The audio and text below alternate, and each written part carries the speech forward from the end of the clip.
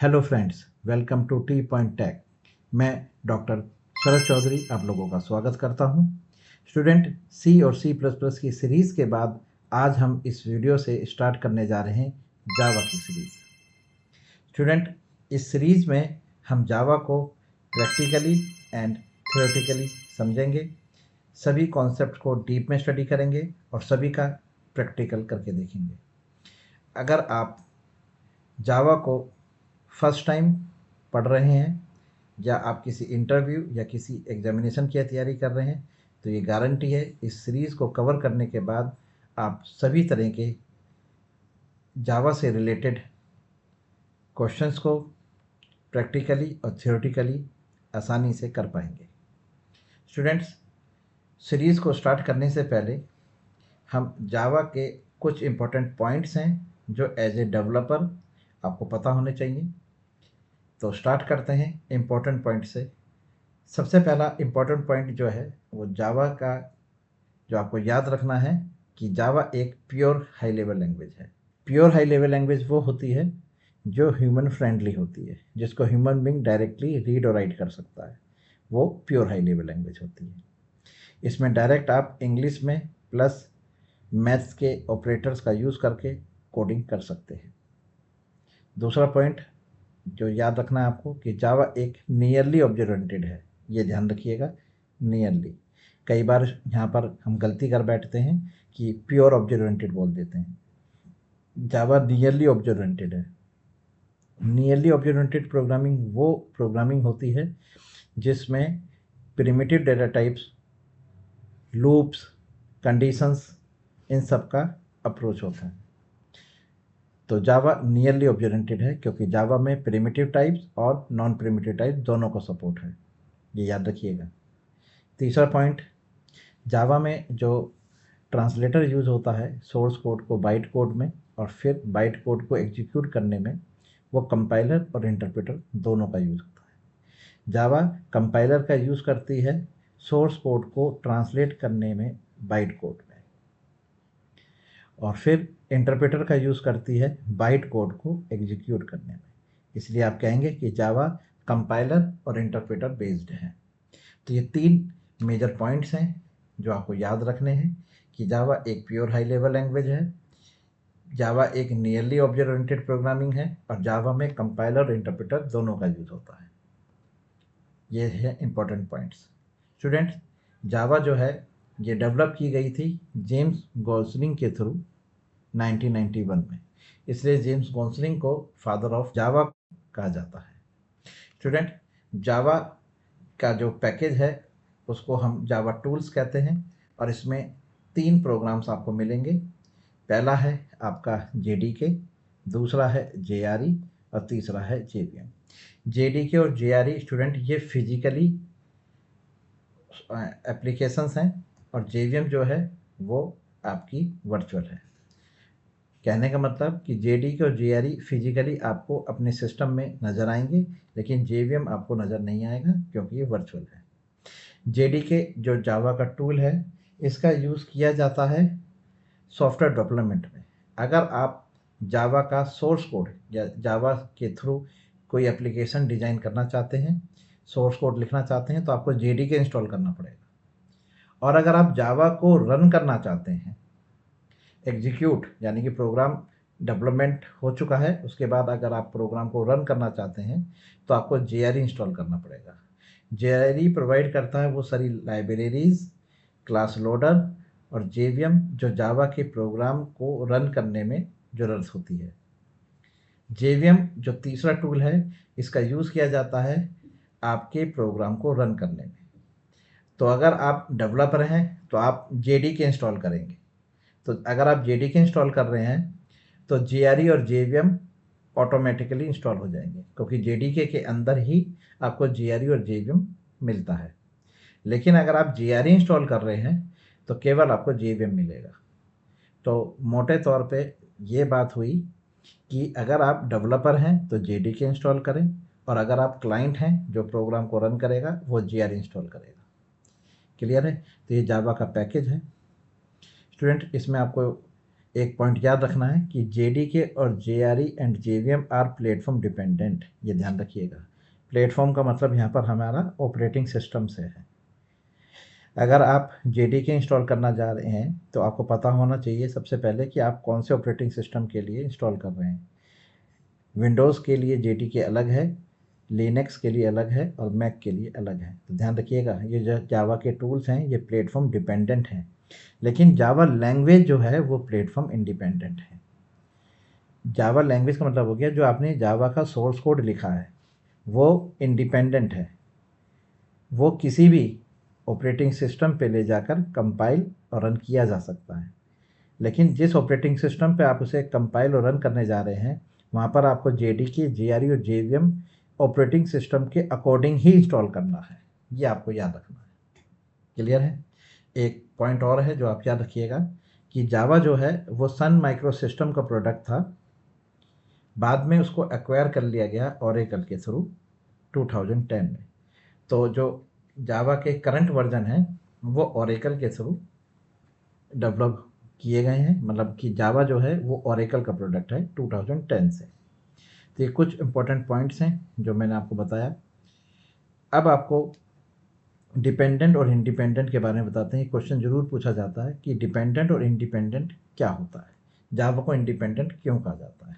तो स्टूडेंट ये एक चार्ट है जिसके थ्रू आप समझेंगे डिपेंडेंट और इंडिपेंडेंट क्या होता है। स्टूडेंट डिपेंडेंट लैंग्वेज वो होती हैं जैसे सी और सी प्लस का एग्जाम्पल देके मैं आपको समझाता हूँ कि आप एक डेवलपर हैं और आपने अपने ऑपरेटिंग सिस्टम अपने सिस्टम पर विंडोज़ इंस्टॉल कर रखा है। आपके कंप्यूटर पे विंडो ऑपरेटिंग सिस्टम है और आप एक सोर्स कोड लिख रहे हैं सी या सी प्लस प्लस में। फिर आप उस सोर्स कोड को कंपाइलर के थ्रू ट्रांसलेट कर रहे हैं, तो वो ट्रांसलेट होकर कन्वर्ट होकर आपको बना के देगा EXE फाइल, यानी कि सी और सी प्लस प्लस का जो कंपाइलर है वो EXE फाइल जनरेट करता है।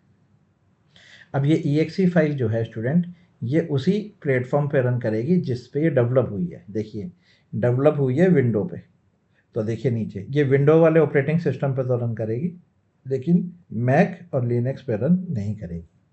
तो इस चीज़ को कहते हैं डिपेंडेंट।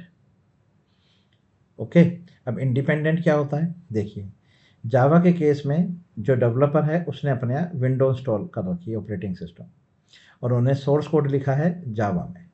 तो ऐड डॉट जावा, ऐड जो है वो फाइल नेम है और डॉट जावा फाइल का एक्सटेंशन है। तो सोर्स कोड हमारा ऐड डॉट जावा फाइल में सेव है, हमने कंपाइलर से उसको कंपाइल करा तो कन्वर्ट होकर हमें क्लास फाइल देता है।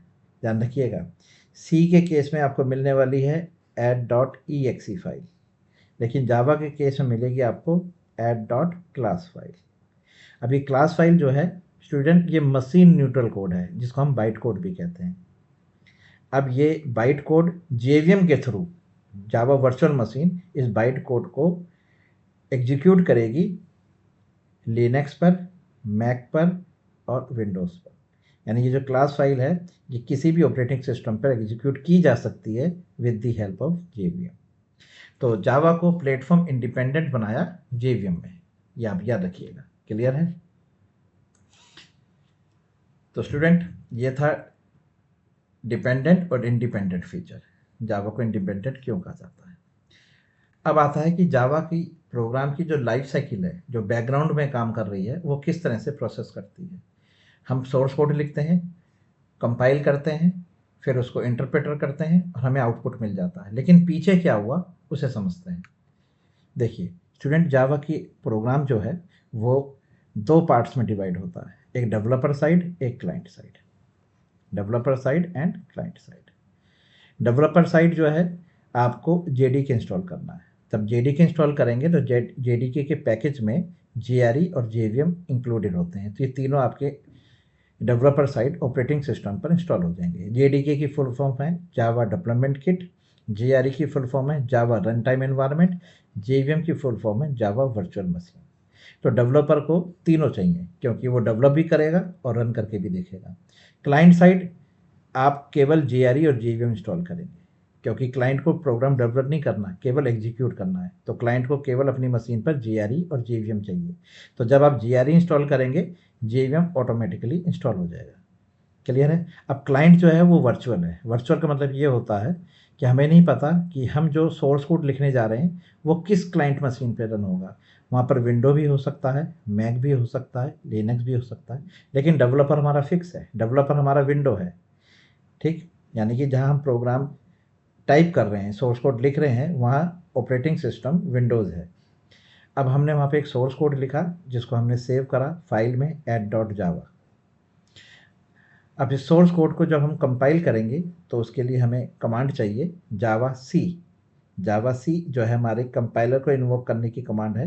add.java हमारा फाइल नेम है। इसके बाद जब आप एंटर प्रेस करेंगे तो ये प्रोग्राम कंपाइल होगा और बाइट कोड जनरेट होगा। कंपाइलर बाइट कोड जनरेट करके देगा।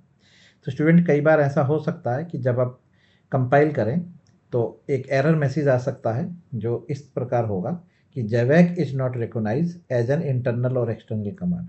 अगर इस तरह से आपको एरर मैसेज मिल रहा है प्रोग्राम को कंपाइल करते समय मैनुअली, स्टूडेंट ये जो मैं आपको लाइफ साइकिल बता रहा हूँ ये लाइफ साइकिल मैनुअली है। अगर आप किसी आईडी का यूज़ कर रहे हैं जैसे कि आपकी नेटबीन्स है, एक्लिप्स है या इंटेलिजे है, तो आपको ये लाइफ साइकिल के बारे में बैकग्राउंड में सब ऑटोमेटिकली इम्प्लीमेंट होगा, आपको कोई कमांड वगैरह नहीं लिखनी। लेकिन एज ए डेवलपर हमें सब चीज़ पता होनी चाहिए, इसलिए मैं आपके साथ ये डिस्कस कर रहा हूँ। तो ये अगर ये कमांड आप रन करने के बाद Java is not recognise as a internal और एक्सटर्नल कमांड ये एरर आती है, तो आपको कंपाइल करने से पहले एक काम करना पड़ेगा। आपको अपने सिस्टम के एनवायरमेंटल वेरिएबल्स में जावा का बिन फोल्डर तक का पाथ सेट करना है। तो ये जेडीके एक फ़ोल्डर है जो आपको प्रोग्राम फाइल्स में मिलेगा। आपकी सी ड्राइव में प्रोग्राम फाइल्स एक फ़ोल्डर है। प्रोग्राम फाइल्स के अंदर जावा नाम का एक फ़ोल्डर होगा, उस फ़ोल्डर के अंदर जेडीके होगा, उस जेडीके के अंदर बिन फ़ोल्डर होगा। वहाँ तक का पाथ आप कॉपी करके एनवायरनमेंट वेरिएबल में सेट करेंगे। ये मैं आपको प्रैक्टिकली करके दिखाऊंगा, क्योंकि हम जो इस सीरीज़ में जावा को सीखने वाले हैं वो दो तरीके सीखेंगे।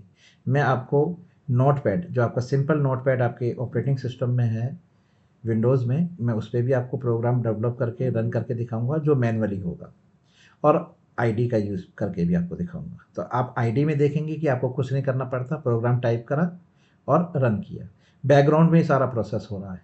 लेकिन अगर आप मैनुअली कर रहे हैं तो आपको ये जो भी मैं आपको प्रोसेस बता रहा हूँ ये आप वहाँ पर मैनुअली इम्प्लीमेंट करेंगे। तो स्टूडेंट अगर ये पाथ सेट हो गया तो कंपाइलर हमारे बाइट कोड को जनरेट कर देगा। अब इस बाइट कोड को यानी कि machine neutral code add.class file में मिलेगा।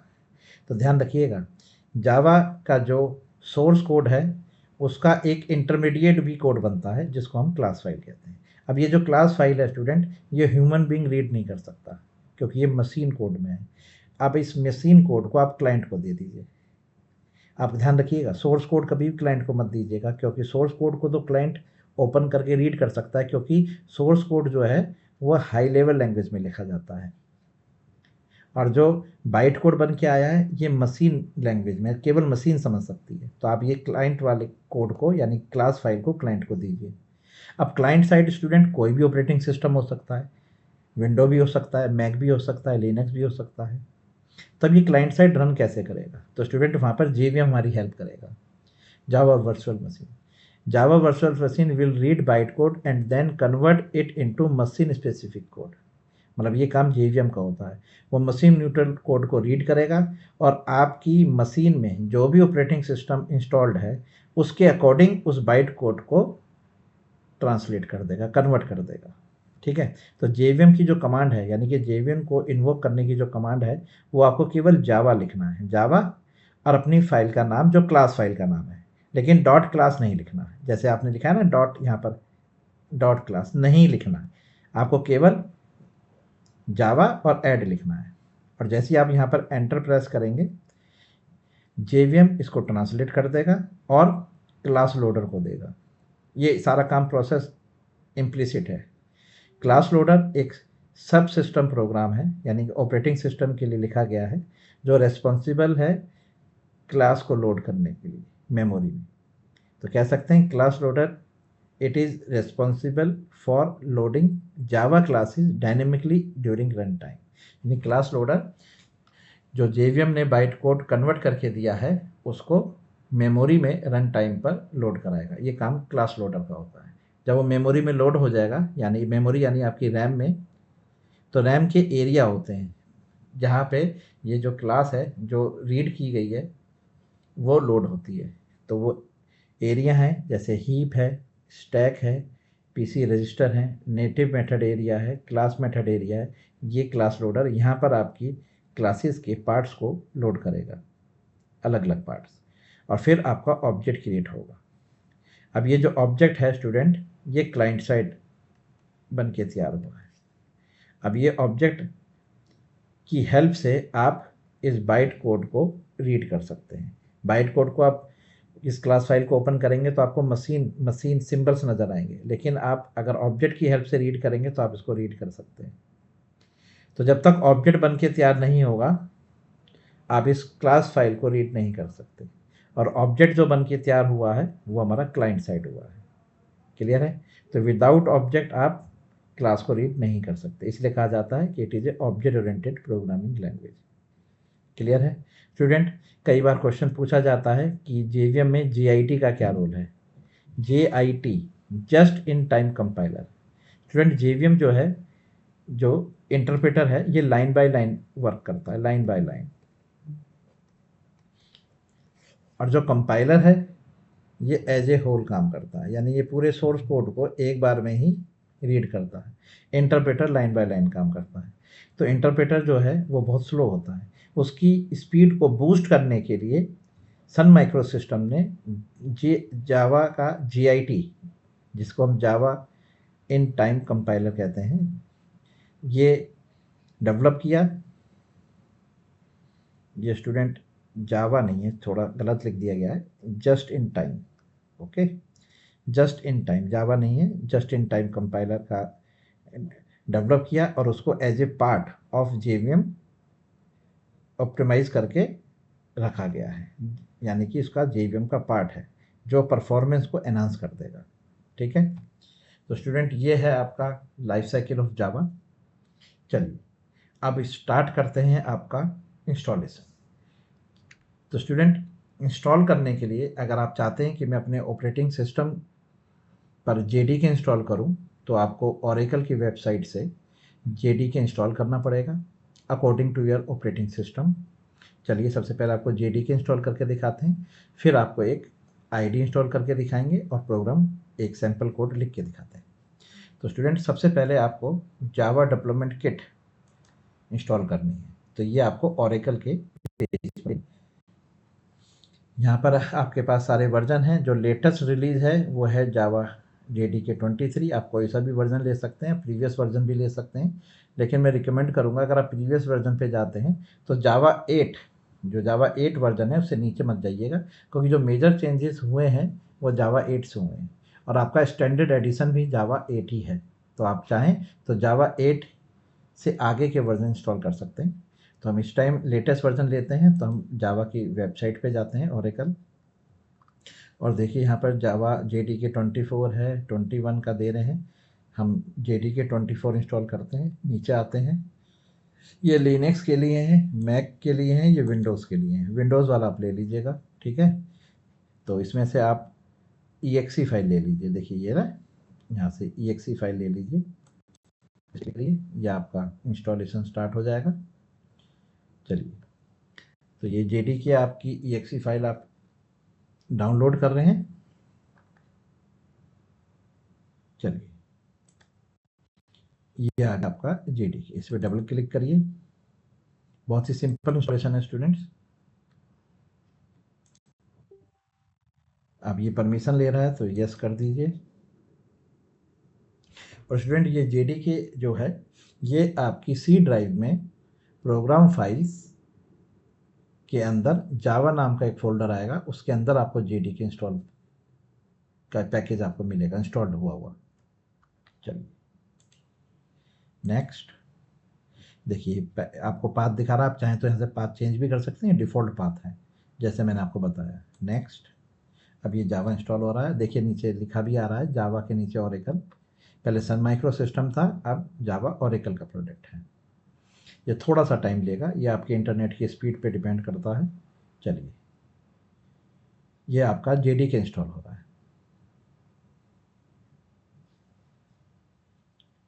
ये देखिए JDK सक्सेसफुली इंस्टॉल्ड, क्लोज।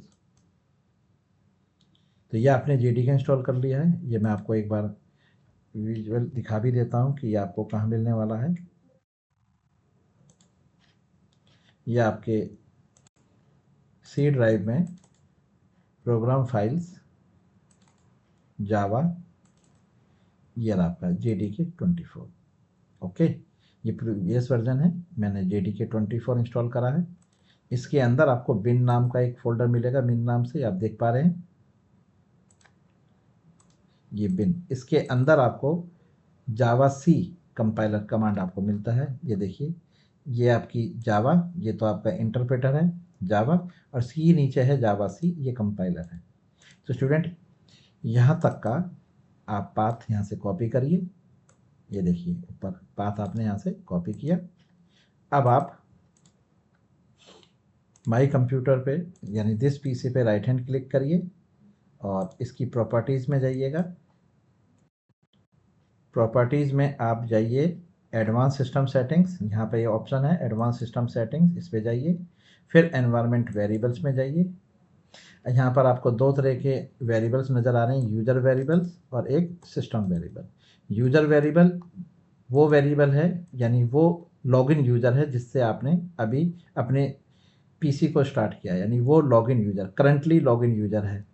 और सिस्टम वेरिएबल, अगर आप यूज़र वेरिएबल में पाथ सेट करते हैं तो करंट लॉगिन यूज़र के लिए ही जावा का पाथ सेट होगा, और अगर आप सिस्टम वेरिएबल में करते हैं तो जितने भी एग्जिस्टिंग इस पीसी के यूज़र्स होंगे सभी के लिए पाथ सेट होगा।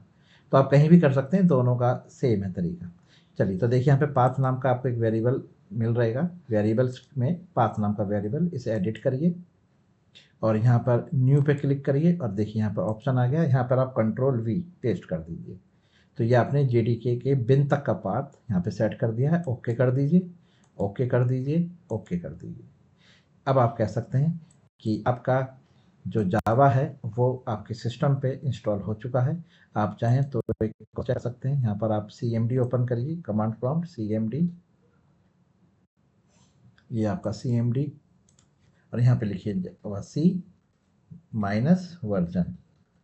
जैसे ही आप एंटर करेंगे तो ये आपको दिखा देगा कौन सा करंटली वर्जन है। देखिए आ गया, जावा 24 आपके सिस्टम पे इंस्टॉल हो चुका है। क्लियर है? ये आपका इंटरप्रेटर है, देखिए। ओके, तो कंपाइल और इंटरप्रेटर दोनों 24 वर्जन। क्लियर है? अब एक आईडी इंस्टॉल करते हैं। ओके, यानी कि एक एडिटर जहां पर हम प्रोग्राम को डेवलप करेंगे। तो स्टूडेंट्स, हमारे पास वेरियस एडिटर्स होते हैं, जैसे कि विजुअल स्टूडियो कोड है, एक्लिप्स है, नेटबीन्स है, इंटेलीजे है। हम जो अपने इस सीरीज़ में यूज़ करने वाले हैं, इंटेलीजे का यूज़ करेंगे। ठीक है, तो आप इस पर क्लिक करिए, ये आपके पेज पे ले जाएगा, होम पेज है, जेट ब्रेन्स इनका है। इंटेलीजे पे क्लिक करिए। ओके, और यहाँ पर आप डाउनलोड पे क्लिक करिए। अब स्टूडेंट्स, यहाँ पर आपको दो ऑप्शंस मिलेंगे, एक अल्टीमेट है, ये आपका पेड वर्जन है स्टूडेंट, और ये सिर्फ 30 डेज़ के लिए होगा। इसी के नीचे थोड़ा सा स्क्रॉल करिएगा, आपको एक कम्युनिटी एडिशन में मिलेगा, जो नीचे लिखा है फ्री है। ठीक है, और आपको किसके लिए चाहिए तो आप यहाँ से इंस्टॉल देख ले सकते हैं कि आप किसको चाहिए। आपको विंडोज़ के लिए चाहिए तो बस आप यहाँ पर क्लिक कर दीजिए डाउनलोड, और ये आपका डाउनलोड स्टार्ट हो गया है। ठीक है, तो ये आपका एक एडिटर है। एडिटर का यूज़ किया जाता है स्टूडेंट सोर्स कोड को डेवलप करने के लिए। जैसे कि आपका नोटपैड होता है, उस पर हम अपने कोड को लिखते हैं, उसी तरह से एडिटर होता है। एडिटर आपको एक एक्स्ट्रा एनवायरनमेंट प्रोवाइड करता है जो हेल्प करता है प्रोग्राम को डेवलप करने में। वहाँ पर ऑटोमेटिकली आपको सजेशंस देगा, एरर को ट्रेस करने में हेल्प करेगा। ठीक है, ये सारी चीज़ें आप एडिटर आपको प्रोवाइड करेगा। ये आपका डाउनलोड हो गया है। अब इसे इंस्टॉल करते हैं। बहुत ही सिंपल है स्टूडेंट्स, ज़्यादा कुछ नहीं है इसमें। अगर आप नॉर्मली इंस्टॉल करते हैं सॉफ्टवेयर्स, वही प्रोसीजर आप यहाँ पे अप्लाई करें। ये आपकी इंस्टॉलेशन की फ़ाइल मिल गई, इस पर डबल क्लिक करिए। ये आपकी इंस्टॉलेशन स्टार्ट हो जाएगी। चलिए,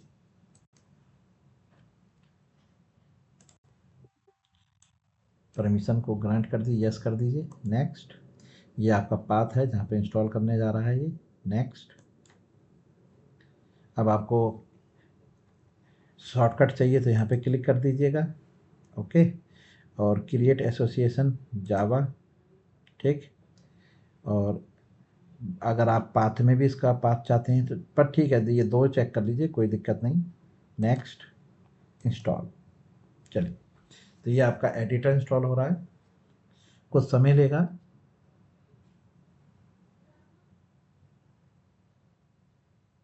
तो स्टूडेंट्स, ये हमने अब जो इस वीडियो में कवर किया है वो जावा का कुछ इम्पोर्टेंट पॉइंट्स हैं, हिस्ट्री है और इंस्टॉलेशन है।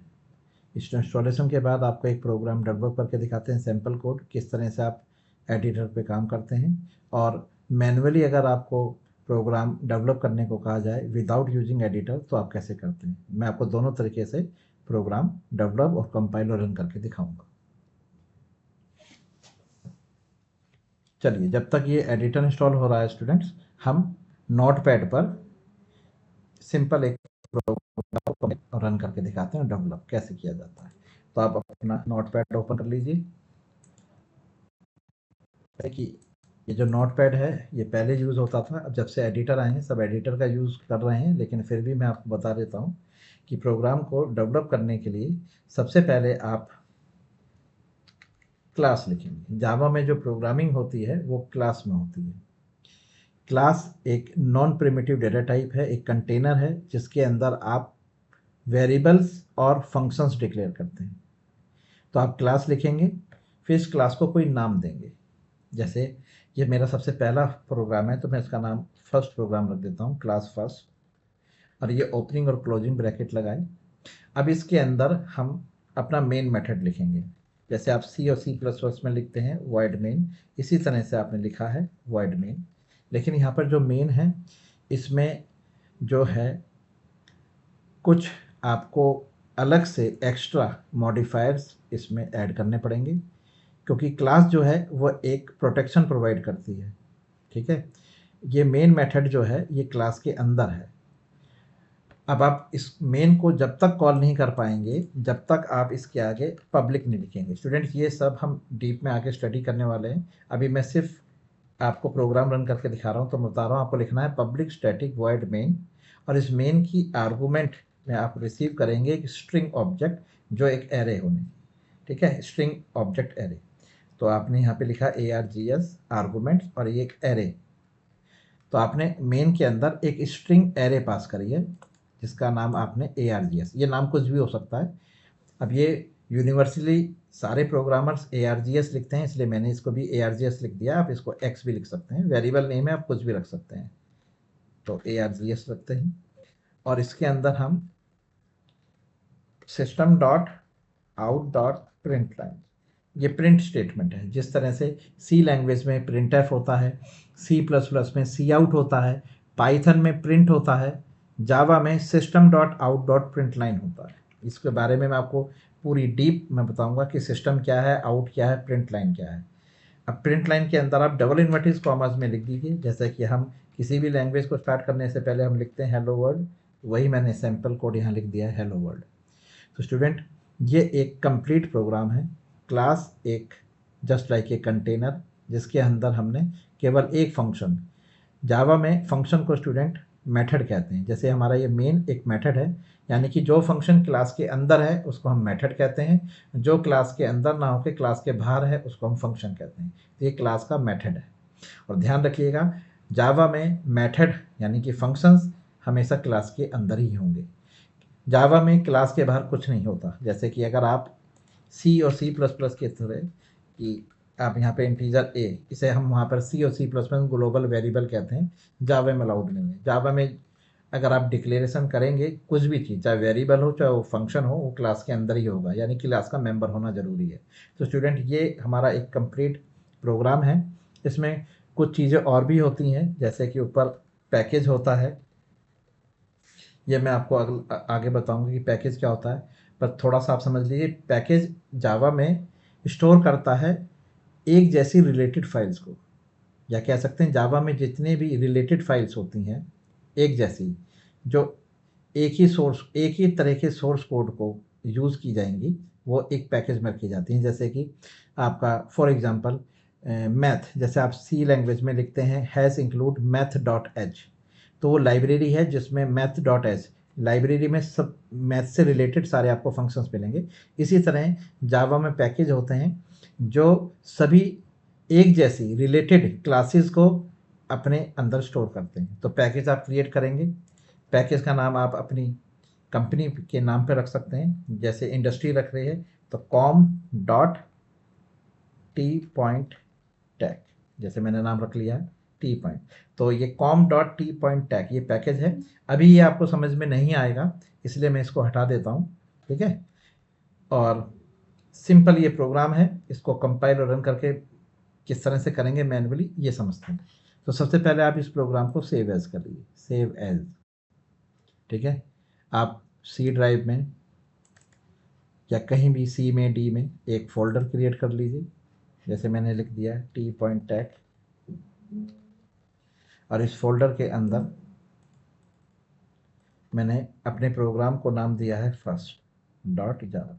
अब याद रखिएगा, एक ये जो आपकी क्लास का नाम है वही आपके प्रोग्राम का नाम होगा। आपकी क्लास का नाम फर्स्ट है तो आप प्रोग्राम का नाम भी फर्स्ट डॉट जावा, तो एक्सटेंशन है फाइल का फर्स्ट रखेंगे। अगर ये यहाँ पर फर्स्ट की जगह सेकंड होता तो प्रोग्राम का नाम सेकंड डॉट जावा रखूँगा, ठीक है। ये नेमिंग कन्वेंशन है, प्रोग्राम को सेव करने का ये तरीका है कि आप इस तरह से ही करेंगे, लेकिन ये ज़रूरी नहीं है।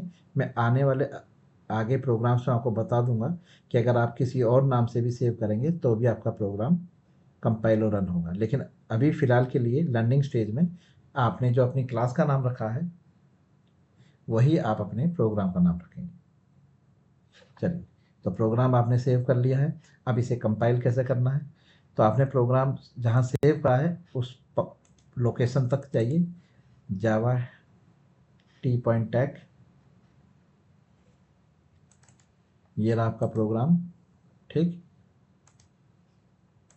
अब आप यहाँ पर ऊपर इसके URL पे यहाँ पे लिखिए CMD कमांड प्रॉम्प्ट, ये आपका कमांड प्रॉम्प्ट CMD ओपन हो गया है। स्टूडेंट, ये सारा काम मैनुअली आपको इसलिए करना पड़ रहा है क्योंकि आप यहाँ पर नोटपैड का यूज़ कर रहे हैं। अभी मैं आपको ID पे करके दिखाऊंगा तो ये सब कुछ आपको करने की ज़रूरत नहीं है। अब आप यहाँ पे कंपाइलर की कमांड लिखिए, जावा सी कंपाइलर इन्वोक होगा, अपने प्रोग्राम का नाम रखिए फर्स्ट डॉट जावा एक्सटेंशन के साथ, और जैसे ही आप एंटर करेंगे तो आप देखेंगे यहाँ पर एक बाइट कोड बन के आएगा जिसको हम इंटरमीडिएट कोड कहते हैं, क्लास फाइल। ये देखिए, ये क्लास फाइल बन के आ गई है।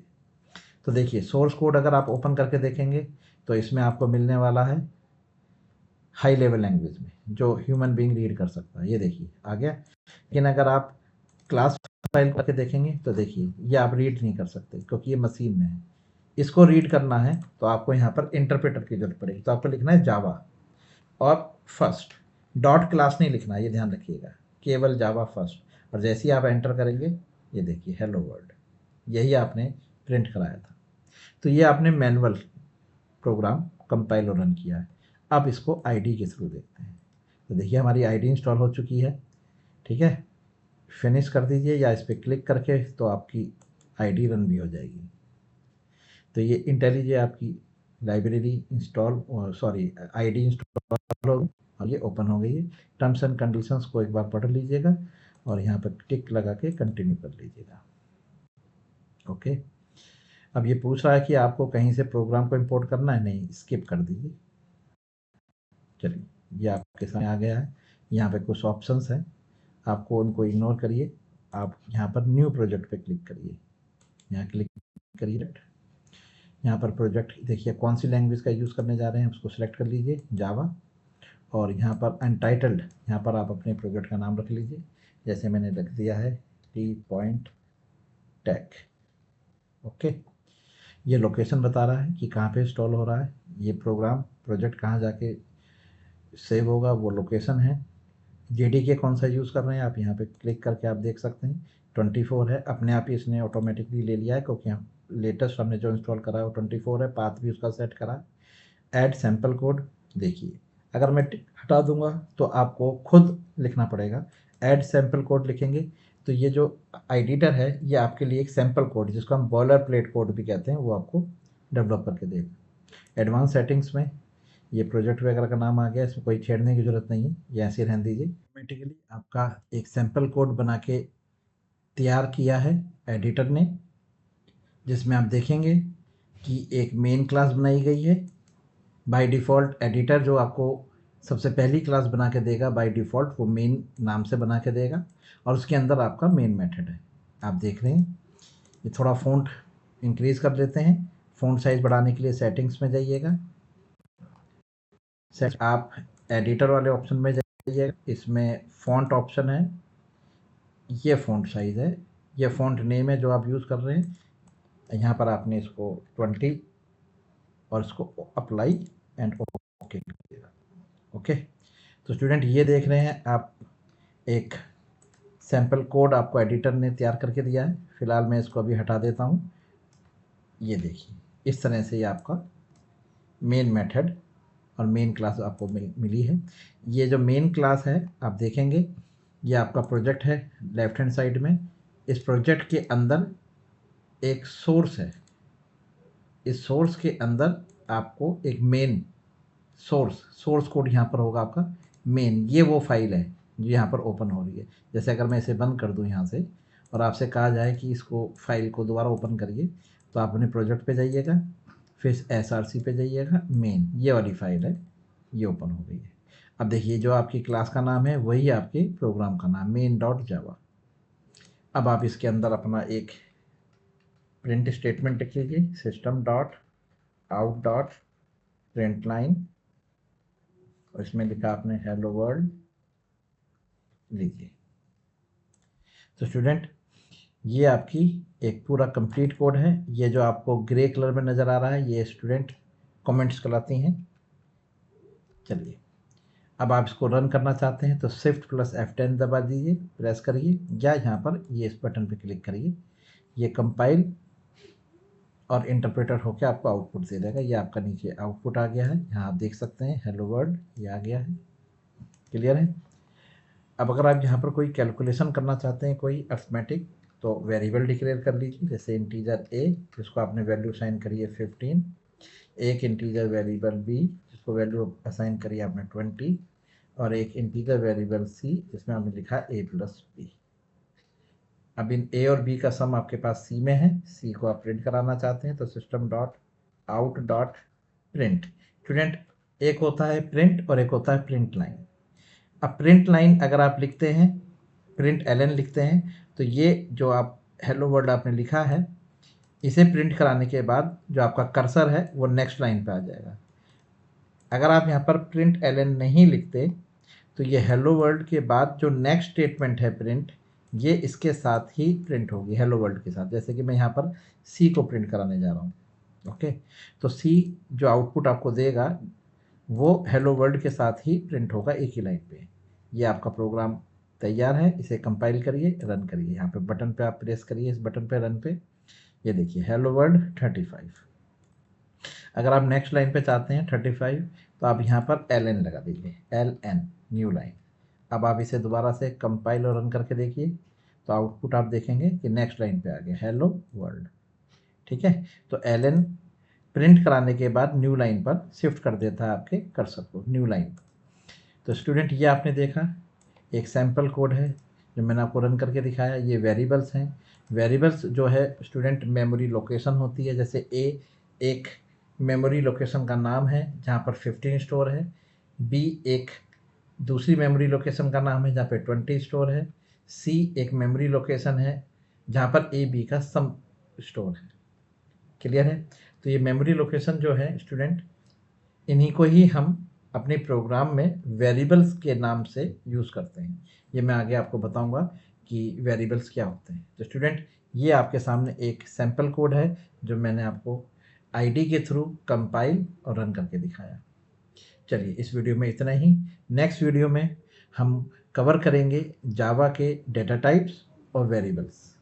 इस वीडियो में इतना ही। अगर ये वीडियो आपको अच्छी लगी तो अपने फ्रेंड्स के साथ इसको शेयर करिए, लाइक करिए और कमेंट्स करिए। Thank you very much. Good bye.